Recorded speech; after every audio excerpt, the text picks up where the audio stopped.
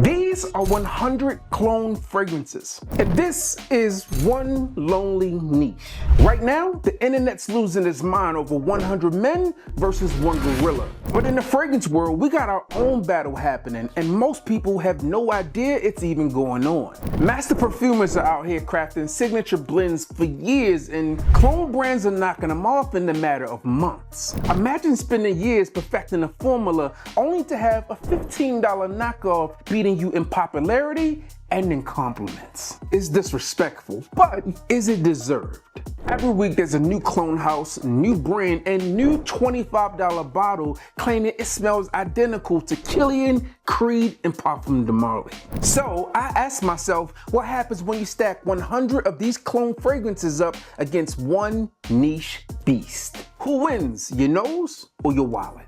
Let's start with money because clone lovers love to flex their receipts. The average Lattafa clone runs you $20 to $30 max. So 100 Lattafa fragrances at $25 a pop is $2,500. Now here's the kicker. The average niche fragrance I own runs somewhere between $300 and $400, sometimes a little bit more. So on paper, it looks like you can own 7 to 8 niche fragrances for the same price as 100 clones. But, and that's a big but, because I like big butts and I cannot lie. Do you even need 100 clone fragrances, or are you just panic buying smell-alikes hoping that you find the one? Because if you spend $2,500 chasing greatness, maybe you just wanted greatness in the first place. Now, here's where things get messy because not all clone fragrances are created equal. I mean, you've got legit clone brands like Alexandria, Armaf,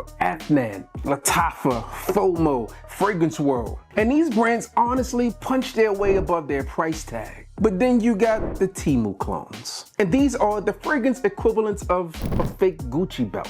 Oftentimes the bottle leaks, the atomizer wheezes, and the scent disappears faster than your girl at an Usher or Chris Brown concert. And just because it's a clone doesn't mean that it's competent. The best clones, well, they duplicate between 80 and 95% of the scent, they perform decently, and give you that luxury experience without that luxury tax. But the bad ones, they smell like chemical warfare at a construction site porta potty. Now, let's talk about that lonely niche. Yes, it's more expensive, but what you actually get is depth, craftsmanship, artistry, and storytelling. And it also happens to have a unique identity. You see, niche fragrances are like the songs that we remember forever, while the clone fragrances are more like the digitalized ringtone version. But what happens when the original gets reformulated? And that's the part no one tells you about. Some of your favorite niche fragrances today are nowhere near as strong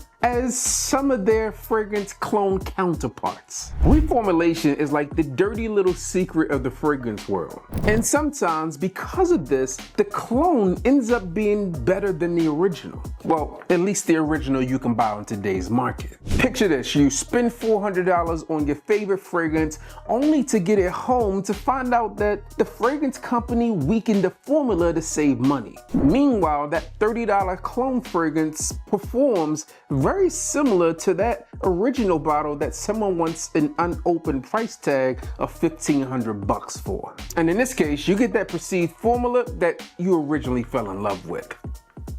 So yeah, sometimes the clone wins and it's not even close. So which one are you taking? 100 clone fragrances or one niche fragrance? I mean, if you're after versatility and volume, then clones might be a no-brainer. But if you want identity, uniqueness, a story, and that signature scent status, along with that quiet flex when you announce what you're wearing, then the power is in the lonely niche.